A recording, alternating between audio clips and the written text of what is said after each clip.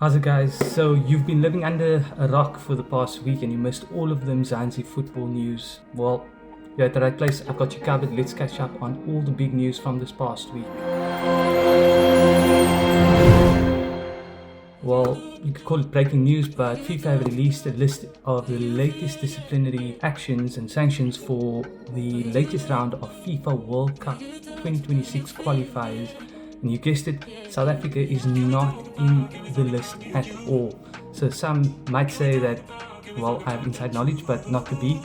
It's actually a publicly available list, and South Africa are not even in the previous sanction list as well. So the games for March 2025, there's no South Africa present in the list at all. Well, not a week goes by where this story doesn't make the headlines, so here's to hoping that this is the end of it.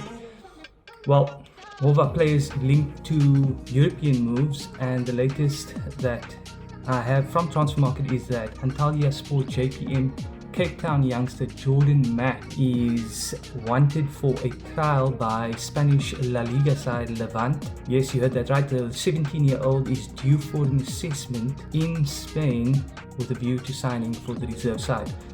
Then, obviously, our Bafana players, they're back for the respective clubs.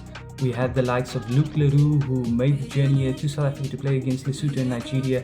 He's back for Portsmouth. He made a small cameo coming on in the 76th minute in their 0-0 draw to Southampton.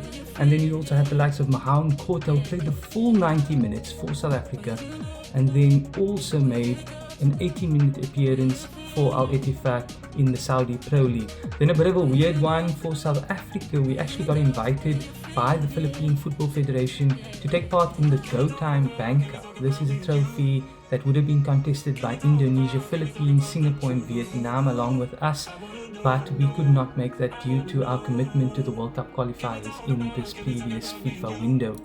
Then, of course, the biggest news this past week is that the Pirates Cup, or should I say the MTN 8, was yet again won by Orlando Pirates. They came out tops against Stellenbosch. They had to go all the way to extra time to make that possible though.